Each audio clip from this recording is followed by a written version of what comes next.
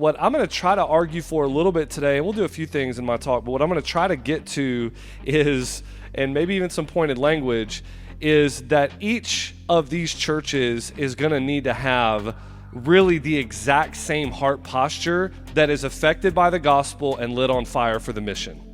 And if they don't both have that, it will not work, if they don't have that idea of the gospel has taught me to think about the world in a you before me mindset. That's what the gospel does. That's what Jesus did. You before me. I'm not thinking me first, thinking you first, kingdom first.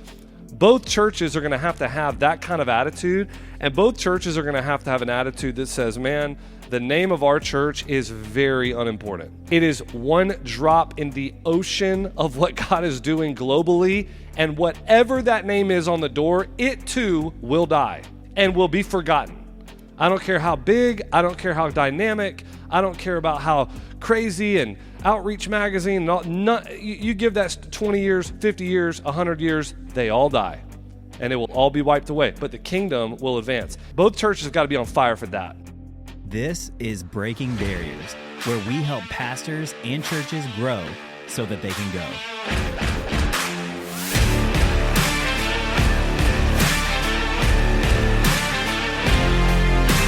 Hey guys, welcome to this week's episode of the Breaking Barriers podcast. My name is Wes, and I serve as the creative director for Breaking Barriers, so I do all the behind-the-scenes things like produce the podcast and manage the website, emails, that kind of thing. So you're probably not used to seeing me too much, but I wanted to jump on here and intro this week's episode because Pastor Andrew did a talk at our one-day event recently about church mergers, and it was so good and so heartfelt. We just really thought it would be a cool behind-the-scenes look at what our one-days kind of look like. Obviously, this is just one talk out of 4 that happened that day with some breakouts, and we had lunch and a ton of networking time, and just a great time. It was awesome. We had about 45 people there, and it was really cool to just deep dive on a specific subject, and that's kind of what the one days are for. We do a lot of talks on here. We dive deep. We go philosophy, then we give nuts and bolts. The one days are a really huge opportunity to just deep dive on a particular subject and try and walk all the way through the entire, cover everything that we can think of that would be helpful. And so that's what this one day was about. Pastor Andrew gave the first talk just around the heart of the churches that are involved. You heard in the intro. And so we dove deep into that all day, but we wanted to give you guys a sneak peek, kind of pull back the curtain and just show you what one of those one days looks like. And so you get to hear from Pastor Andrew. We're going to jump right in, so I hope you enjoy this episode. Hey guys, welcome here. If y'all haven't been here, I just realized that some of you guys are brand new to this. This facility that we're in right now is very new to us. We've only been in the Ridge campus. This campus, we're a multi-site church, so this is our home and hub. But man, we are just praising God like crazy for the opportunity to get into this facility. And I think me, Pastor Bobby, Jonathan, certainly, we really believe that, and we desire and believe that God is going to use, I pray, this facility to continue to train and equip. I mean, our thing is like, yeah, we want Mercy Hill to grow, and I have no problem saying that, and we want to send, and we want to, all that. But I don't know if you guys feel it. I feel it. I feel like we're just really on to the verge of something pretty unique, especially in the state of North Carolina. I know that's not where everybody's from. We got some Virginia guys, Indianapolis, all that. But it just feels to me like, man, we have a real opportunity to see a great reversal of some of the trends that you and I, let's be honest, every one of us in here have grown up in a very slowly dying environment. I don't mean in your local church. I just mean everything we go to, every time we talk about what's happening in the greater evangelical world, and particularly in the Southern Baptist Convention, it's just slowly dying. And it's like, man, we pray that our generation now is going to see a great reversal in that. And the only way to measure that is going to be churches planted, people getting baptized, excitement, momentum, people going from 1 services to 2, campuses being launched. I mean, we want to see all that stuff just up and to the right. And our prayer is that Breaking Barriers is going to help with that in some small way, one drop in the bucket. And so we're thankful for this campus, the Ridge campus. And I want you guys to remember that name so for something later. But anyway, so we praise God for that. Hey, today, guys, I'm going to talk about and answer a few of the questions around the heart posture that is involved in church mergers, okay? And this is going to be, I think, really important to try to set the tone. We're going to get practical today. If you guys know anything about us, man, we are pragmatic to the max. We wear pragmatism like a badge. We want to do all things well to the glory of God, including systems in church world well, okay? And so we love that. We have no qualms about that. We're going to get practical. We're going to get nuts and bolts. We're going to have plenty of Q&A time and all that stuff, all right? But what I want to do is try to set out sort of the heart posture for what both churches that are involved, the one that is being merged is what I'm going to call them, and the one that is merging. Okay, so probably the larger, growing, dynamic church is the merging church, the one that has had that season, but it's past. And they had a season, they reached people, they were on mission, and now that season has just kind of waned for a lot of different reasons. They're the ones that are going to be merged. But what I'm going to try to argue for a little bit today, and we'll do a few things in my talk, but what I'm going to try to get to is, and maybe even some pointed language, is that each of these churches is going to need to have really the exact same heart posture that is affected by the gospel and lit on fire for the mission. And if they don't both have that, it will not work. If they don't have that idea of the gospel has taught me to think about the world in a you before me mindset. That's what the gospel does. That's what Jesus did. You before me. Not thinking me first, thinking you first, kingdom first. Both churches are going to have that kind of attitude, and both churches are going to have an attitude that says, man, the name of our church is very unimportant. It is one drop in the ocean of what God is doing globally, and whatever that name is on the door, it too will die and will be forgotten. I don't care how big, I don't care how dynamic, I don't care about how crazy and Outreach Magazine, you give that 20 years, 50 years, 100 years, they all die, and it will all be wiped away, but the kingdom will advance. Both churches have got to be on fire for that, and not the name on the door. And if you can kind of get there, then I think we're going to have a real chance. I want to talk about two churches, maybe, two churches, one vision, two churches, one mission. This was funny. At the 10-year mark, so me and Pastor Bobby, we planted Mercy Hill. Me, Pastor Bobby, and Jeremy Dager, we were the three original elders of Mercy Hill. So I came as lead pastor, Bobby was executive pastor, Jeremy was layman at the time, but ended up coming on to a bunch of different roles. He's now planting. And at our 10-year anniversary, our awesome comms team, they did a really incredible art piece for us, and they wanted to bless us. They wanted to really put us in our best light, and they had this vision of trying to show the world and the church that it was two hearts, me and Bobby, but it was one vision. I wanted to show you guys this was their rendition. That was so honoring and flattering, right? Okay. So I show you guys that just to say, like, that's a funny way of saying it, but that idea, guys, two hearts, one vision, that's got to be what happens in a church merger if it's going to work.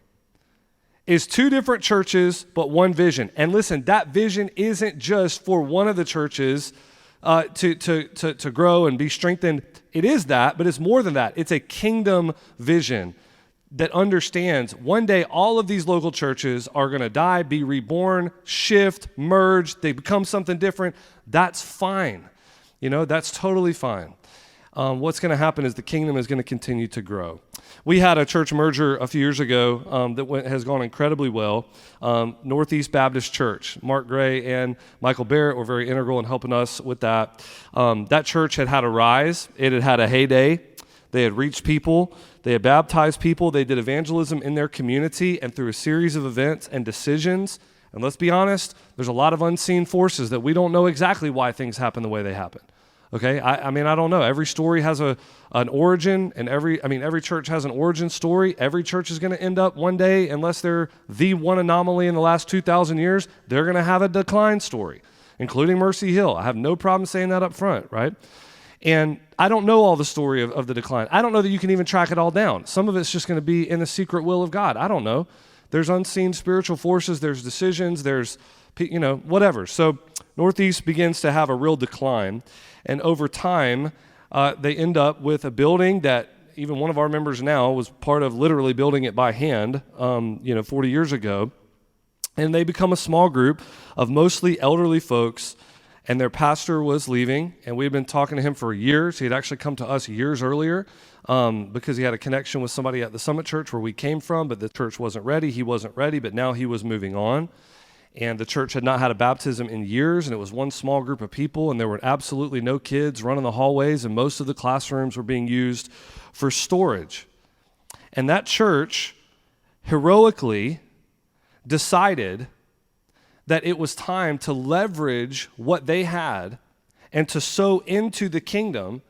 Instead of holding on till the bitter end, they decided, man, we're going to have that bigger vision. We're going to have that two hearts, one vision kind of idea, kingdom vision, and we're going to throw what we have into a movement. And they went through the process, and they ended up going with us. And I just want to tell you guys how cool it was to even see the excitement on their faces. Some of them that were there from, had been there forever. One of the guys is literally a charter member of the church. And they had seen no baptisms in years, no children running the halls. And the first weekend that we launched the Northeast campus of Mercy Hill, after putting $500,000 into their facilities, okay, man, we launched with over 200 people and multiple baptisms. I want to show you guys one of the baptisms here. This was so cool. This was one of the first baptisms they had in that building in years. And this is the daughter of a guy named Adam, who actually moved to Mercy Hill as a college student. Right after college, he was part of our launch team, and then 7 or 8 years later is baptizing his daughter in the Northeast campus.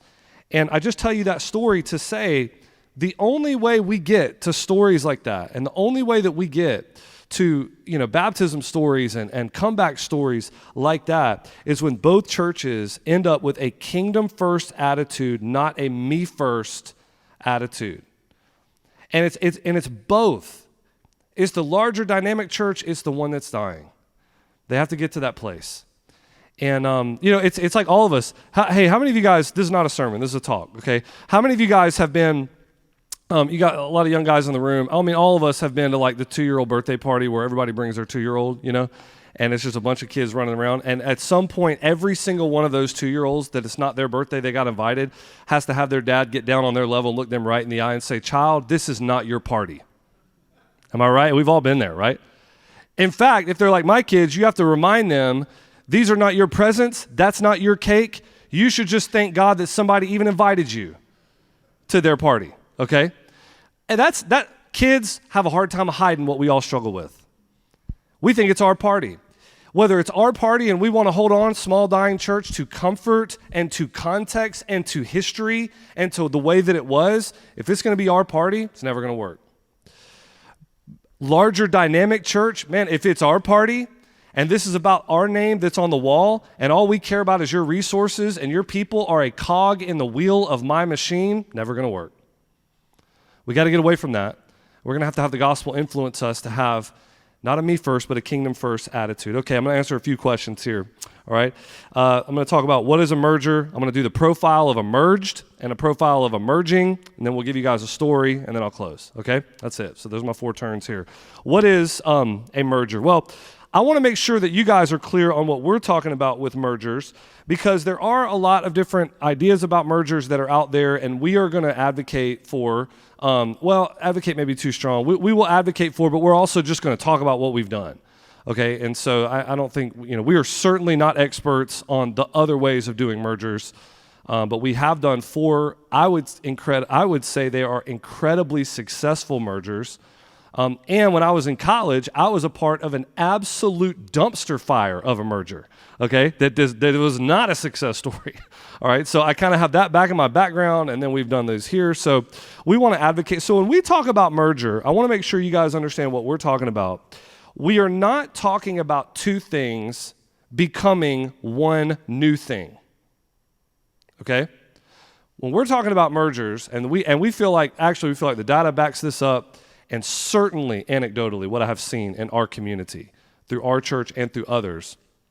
It's not two things becoming one new thing, where they're merging vision and values, and we're going to take this out of y'all's playbook, and we're going to take this out of our playbook, and we're going to merge all that stuff together, and we're going to create one new thing. Instead, what we advocate for, and I think bears out when you just look around the country, and a lot of this stuff, we've been in this conversation for 10 years. Warren Bird wrote a book called Better Together and talks a lot about this. That two becoming one new thing, a lot of times is two unhealthy things that both need something from each other that have decided to marry up. And what ends up happening is you had two unhealthy dying things that become one unhealthy dying thing.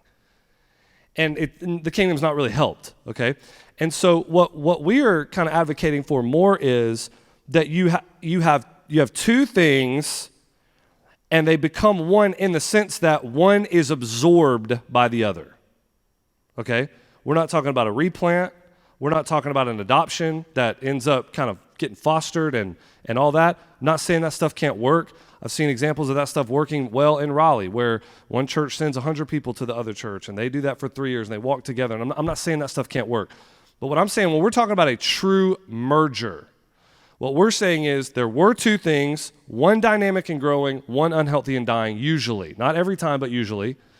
And the one that is dynamic is going to absorb the one that is unhealthy and dying for the sake of kind of a help for the kingdom, in the sense that the one that is dynamic and growing is going to be more dynamic and more growing and stronger, and the one that is dying ends up seeing that that's a bigger win for the kingdom. The greatest analogy, in my opinion, and this is pointed language, I know that, okay, and I know there's a lot of feels around this stuff. I'm reading the room. I know some of you guys might be in a church situation that needs to be merged. I know some of you guys know churches like that, and you're close to them and you're near to them. Most of you guys, though, are probably honestly looking around are in churches that are looking for mergers because it will help you. I'm going to be really pointed with the language. I think the best analogy is to say that a merger is a swallowing. That's what it is. It's a swallowing. And what's happening is the merged church is saying, we are willing to go through the sacrifice of that, because as in a literal swallowing of like food, we are willing to be absorbed into what is going on in that other thing in order that it will become stronger and more robust and more dynamic, and it will grow in greater ways, because we see that as the kingdom win. Not to be confused, as I said, with two things that become one thing that's a new thing, two unhealthy things becoming one new unhealthy thing. I told you I was a part of a merger when I was in college that was an absolute dumpster fire, okay? Me and Anna get married. I have one more year of college, so I play my last year of football. And then I'm kind of looking for a little bit of a part-time job. She was a teacher, so I'm starting seminary and all that. So I end up taking a part-time youth position job at a small church, but a growing church in Greenville, South Carolina. Okay, and I jumped in youth ministry of 4 or 5 people. Side note: that was the time of my life when I realized I was never going to be a great youth pastor. Okay. I was pretty good at the Bible teaching part, pretty bad at get everybody in a van and drive to Carowinds without wanting to drive off the bridge, okay? So and some of you guys maybe know what that's like or whatever with the youth ministry. But I was just doing my thing. The first day that I started at that church, they announced that they were going to merge with another church in downtown Greenville, South Carolina. Here's why. We have people and a little bit of money. By people, I mean like 70, okay? We have 70 people and some money, and they have a building and no people. And we both need something from each other. And so we're going to merge, and this is not a swallowing. This is a merger. We're going to sit down, and we're going to write out, well, we like this, and you like that, and we like these values, and you like those values, and I like to do missions this way, and you like to do evangelism this way, and we're going to come up with a Frankenstein here that's just pulled from parts of everybody else. And we're going to merge, and actually, maybe what is one of or the most historic. I mean, Southern Seminary started out of this building, historic buildings in Greenville, South Carolina, and it was an absolute disaster. Within 3 months, both of the pastors that merged quit. I'm like 21 years old. Now I'm the pastor and the youth leader and the worship leader for like a month. And they're asking me, are you going to stay? And I'm like, no, I was never going to stay. I'm leaving to go to seminary. You guys got 6 months to figure this thing out. Ironically, and this is just kind of ironic to the talk, that location now is absolutely busting at the seams, people getting saved, baptized, because a really healthy, growing, dynamic church in the community absorbed them, and now it's a campus of that church, and it's busting out of the seams. It was a dumpster fire. They needed something from each other. So that's not what we're talking about, right? So when what we're talking about is, man, we're talking about a swallowing, one church decides for the sake of the mission, we're going to be absorbed, and we're going to become, as when you eat something, we're going to become a part of you now, right? Now, let me talk about the merged church and the merging church. So let's just talk about a little bit of the heart, because remember, we're kind of trying to build here to like the heartbeat of what makes this thing go. We're going to talk nuts and bolts. Man, you need lawyers, you need environmental studies, you got to figure out what the bylaws are. I mean, there's a million landmines in this world, we have learned, okay? But none of it matters if we don't get the heart right. Let me talk about the merged church. Most churches have an arc that's something like this. The church is planted. That does not always mean it's out of a split. I came out of a very small but strong Southern Baptist church in the 80s and 90s, Fleming Island Baptist Church. It was a rural church at that time, 200 people. And in my time there, we planted a mission church, we called it. It was across town in a place we had a mission. Our youth would go, I would go, we would lead worship there, and we would do, so they're not always bad split stories. Not like church planting is some new thing over the last 15 years, right? We've been planting churches for 2,000 years. Some churches planted in an area of need. Back then, it used to be a lot more geographic. I feel like now it's a little more because the automobile has sort of changed everything, and there's almost a lot less geographic boundaries. Now it's kind of like stylistic and what are the people group you're going after and all that kind of stuff. But it was planted, and man, they had, at some point, they had some measure, I am sure, of momentum. A church doesn't end up having a 60-year history or a 100-year history if it was dying from day one, right? So there was some momentum, there was some growth, they were baptizing people, they were running Vacation Bible School, they may have been running bus ministry back in the day when that was something, they're doing the thing, man. They're growing, they're trying to reach, they've got decent leadership. Something was going on that was good. But then, at some point, like every church since Jesus walked the face of the earth, like will be the future of Mercy Hill unless we are the one exception, which we will not be, okay? I am fully accepting of maybe in my lifetime, maybe in my kid's lifetime, this place will have a major decline and some whippersnapper will come in and change the name and rebrand everything, okay? That's just going to happen, right? Mercy Hill will not last forever. And so, like every church that has ever been, there was a growth, then there was some kind of decline. And I don't know. Sometimes you look around, and I see stuff in our community. I wish there were 300 churches right here at this merger conversation, and there's not. There's 50 or 40. We can't control that. When I look out and I see churches that are dying, and then I also see the fact that they think bad, and they don't have real missional bent, and they're stuck in models that are 50 years old, I'm just like, man, I don't have a ton of compassion for it. It really sucks. I hate it for them, but it's like that is the reality. I don't know why they get where they are, okay? I can't call it. Some of it's pragmatic stuff, some of it's frozen, some of it's leadership, some of it's probably sin if it's anything like what I've seen. A lot of them, I grew up, I could tell you the ins and outs of small committee-led, deacon-run Baptist church. Some of them, super healthy. A lot of them, that's where the problem is. They can't move. They can't make decisions. The pastor has no authority. There's all these problems. I can't tell why they are where they are. But the merged church has had growth. They've had momentum. Now they are in a decline. And this is what they have to realize. And this is what the one that I just took a shot at, that's changing nothing and just slowly dying and is going to hold on to everything all the way till the end and let it become, the new trend is let it become a bar. Let it become a theater. That church never gets to the place where they remember the goal of our church plant was never to exist forever. That's where they got to get. And I'm talking about the heart of the merged church. We're going to talk about the heart of the merging church. The heart of the merged church, somewhere along the way, has to remember that the goal was never to exist forever. The merged church has to get to the place where they remember and know dying was always when, not if. I'm not saying that's not hard, you know? I mean, I think maybe some of our churches, like if you guys planted a church in the last 20 years, you probably don't have a cemetery at your church. You know? I mean, you probably don't have a huge education wing because models have kind of changed, and I think the church now is saying, hey, we don't want to be tied to different models, and we certainly don't want to be tied to a place in an ever-changing environment. But man, a lot of the merged churches, that's not where they are. We're talking about, well, Granny and Grandpap are buried over here. And we're talking about, well, we got married in that building. You know, like I remember giving my daughter away in that building. So don't hear me without compassion in this part.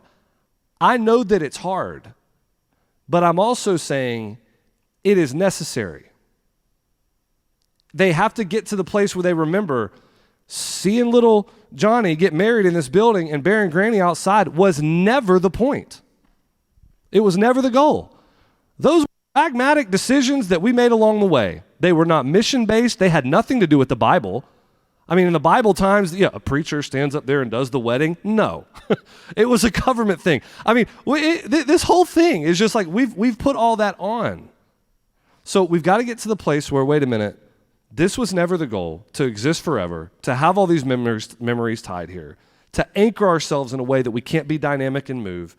I'm not saying it's not hard, but I am saying that it's necessary. And typically what ends up happening is that the church tries to grow, and they remember they had the growth, they had the momentum, they start to plateau, now they're in decline. And typically this is what happens from my experience, because we've done 4 mergers, but I've probably talked to 20 churches. Okay, and what ends up happening is, in the decline, they decide what got us here will get us there. And so we're going to double down on methodology of the past. And we're just going to keep kind of doing the things that we did way back when. We're going to value the context and history more than the innovation in the future. And like I said earlier too, there's unseen spiritual forces. Some of this is just in the secret will of God. But for whatever reason, they begin to, now we're not plateauing, we're actually starting to fall off pretty bad. And this is what happens. They go from everything's fine, to now we're worried. We're not in crisis yet, okay, but we're worried. And this is what happens when they get worried. When they get worried, man, that's when, Dwayne, they're starting to reach out. But this is the problem with that, and this is where merging churches, I hope, many of you guys are in the merging church situation. The merging church has an incredible opportunity for discipleship in that moment. Because here's what you're going to have to get them to see. The goal was never to exist forever, and the nature of sacrifice is giving up something you love for something you love even more. And you have an opportunity to try to help with that.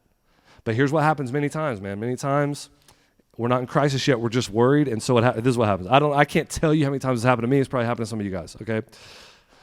We sit down. Hey, what needs to happen here? We haven't grown in 20 years, but we've just now started to die off pretty seriously. There's no kids. We don't have a youth ministry.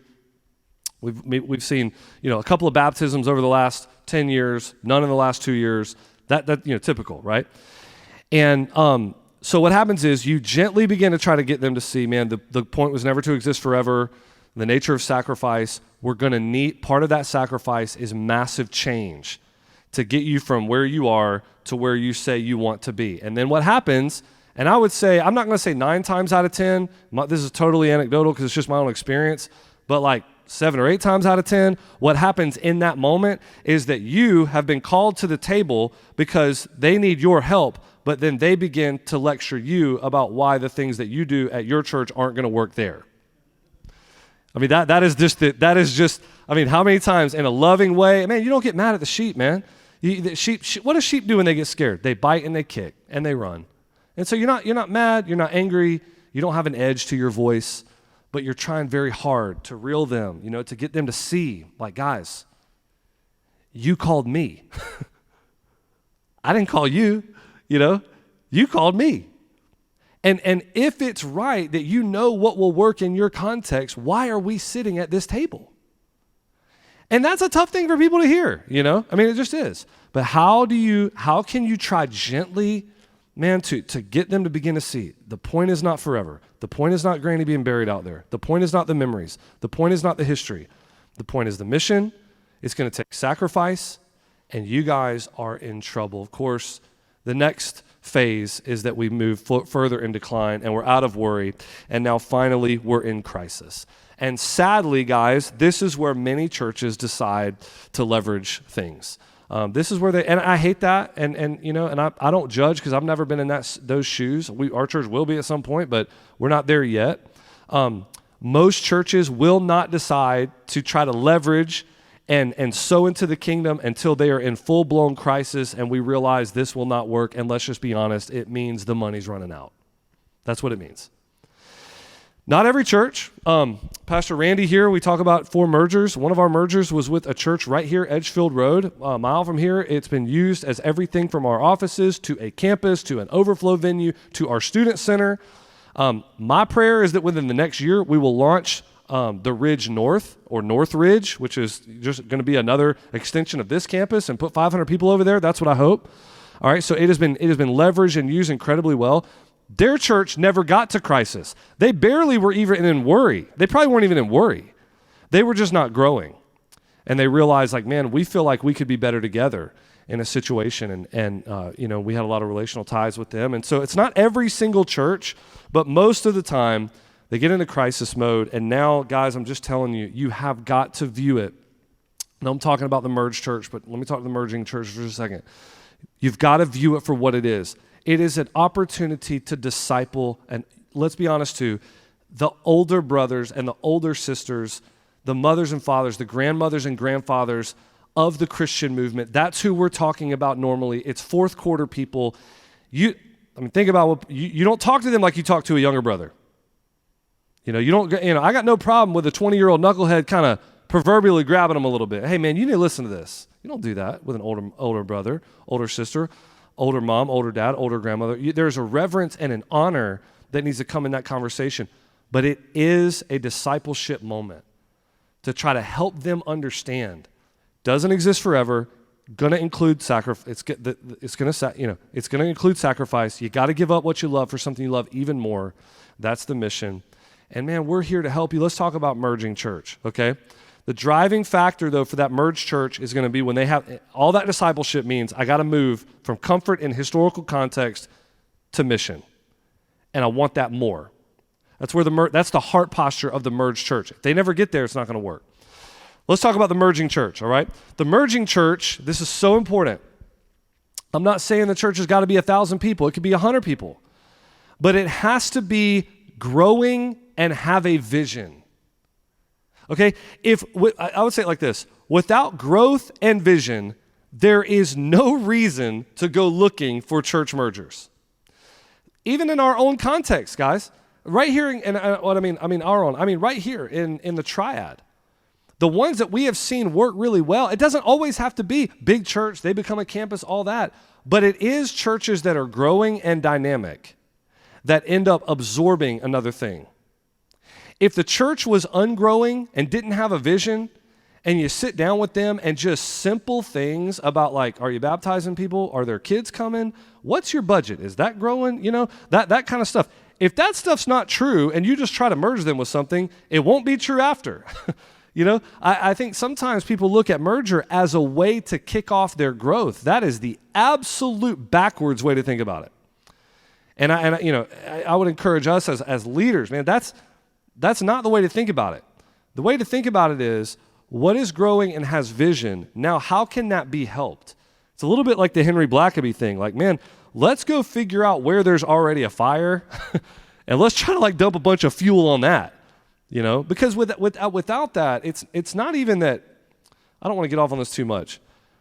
But if the church is not growing and doesn't have vision, and then you try to put on them all of the leadership dynamics that come with a merger, you don't end up at a net zero. You end up with a lot of people hurt. You end up with a lot of collateral damage from something like that because that leader was never going to be ready to do that.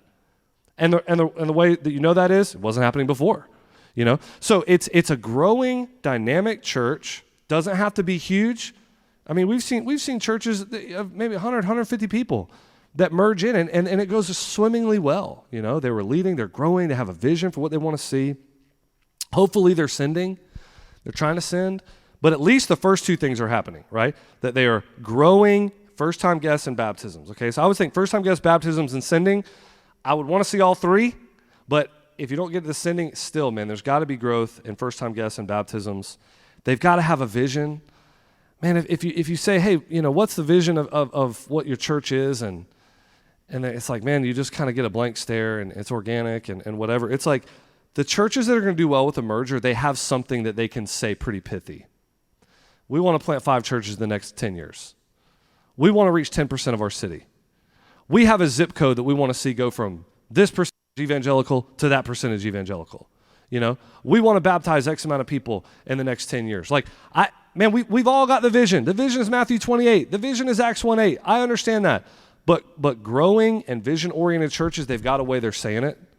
Man, they're going after something. Why is that so important? Because that's painting a picture. Listen, that's painting a picture for the merged church to get excited about. They need a fire. It's a discipleship issue. Man, they've been flatlined for so long. They need somebody to dream for them. What does it look like to have kids running these halls? Man, do you guys remember when you used to do that mission trip to Haiti or Jamaica or whatever it was? What would it look like to have a youth night where on Wednesday night the kids all come back from youth camp and they're telling everybody how awesome youth camp was and little Johnny got saved, and one of the things that's going to help them is if you're casting that vision for them. And if we don't have, I would just say, remember, this is a profile of the merging church. If they don't have that vision, it's going to be very hard for the other merged church to get excited about it. These churches, in my experience, thrive on young families. Man, there's kids. Why? Because a lot of the dying churches are fourth quarter led. And maybe nothing is more important to them than seeing that next generation reached. Many of these older saints are so faithful and have been for so long. Their heart lights up. One generation will commend your works to the next. Psalm 145:4. Man, their heart lights up. We have no greater joy than to hear that our children are walking in the truth. 3 John 1:4. They love that kind of stuff. You know what a good candidate for a profile of emerging church is? I don't care if there's 1,000 cars or 100 cars in the parking lot. It needs to pretty much be trucks and minivans. You know? Lots of Honda Odysseys out in that parking lot. That ain't going to be true of the merged church. They're not carting kids around anymore. But the merging church, man, they need to have that growth and dynamic nature to their age-based ministries. And typically that happens through a relationship or a network. You know, typically what happens is, you know, a network or relationship tie brings a merged church onto the, like Dwayne said, into the purview of the merging church. And these churches are approached when the merged church is probably dying. It's probably in crisis. And this is the best way to say it, y'all. The merging church has a responsibility, I think. Merging churches have a responsibility to give merged churches a chance to create a legacy and to paint that picture for them. All of our churches are going to die, but you can move the needle forward. You can become something new. You can be absorbed. There can be a bright future. It just is going to require the sacrifice of letting go of the past. And the merging church has to have this kind of attitude. We're not here to take something from you. We are here to take you on. We are here to absorb what you have so that we can move forward together. In one of our merger situations that we were a part of, I'm going to show you a video of it in just a few minutes, the pastor said when he met our team, and man, guys, I'm telling you our story because there is some success stories in this stuff. And so I'm using our story, but because I don't want you to think we haven't had a lot of failures in these areas too. Man, we've learned so much along the way. But he said, man, when he met our team, thinking about a merger, he said, I felt like the cavalry had arrived. This is what we've got to try to create. We've got to create that sentiment rather than the bandits have arrived, the robbers have arrived, you know? The ones that are coming to take our stuff have arrived. How do we get them to feel like, guys, the cavalry is here, man? You know, we want to try to help. And I told you, I don't know why. I wish, this would be one of those questions in heaven that I want to know so bad. I, for the life of me, cannot understand why if I talk to 10 people about mergers, only one or two of them even have a flicker of this in their heart. I don't know why. I wish I did, but I don't. But for the one or two that have the flicker of like, man, we want to see the mission happen, that's where all the things I'm talking about attitude and all that can begin to win them over. So we can see some awesome kingdom stuff. I make no bones about it. I've sat down with people and within 1 minute been like, man, this is never going to work. The heart posture here is too hard. It's never going to work.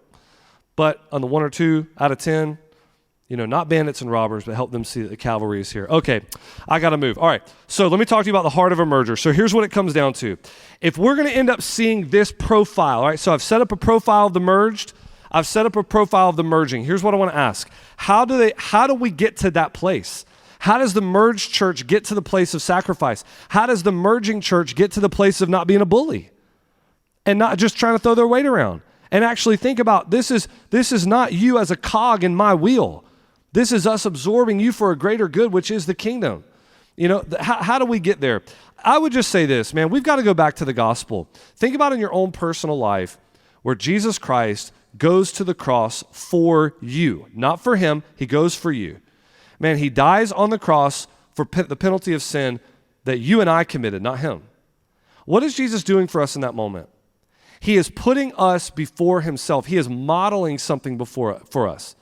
He is modeling a you before me attitude. And I would say that gospel rich kind of, the Spirit applying that to our heart where we are like, man, God, that is what you have done for me. And as you have been to me, I want to be to others. That is the only way that I think two churches can get to the same place. You could say it like this. The gospel teaches us a before you before me attitude. Life, death, resurrection, he did that for me. Man, I want to lay my life down for someone else. And in a merger, both parties have got to have that. The merged church realizes that this is not about our comfort. I know I'm going to have to drive to a new place. We're going to have different preachers, maybe even video.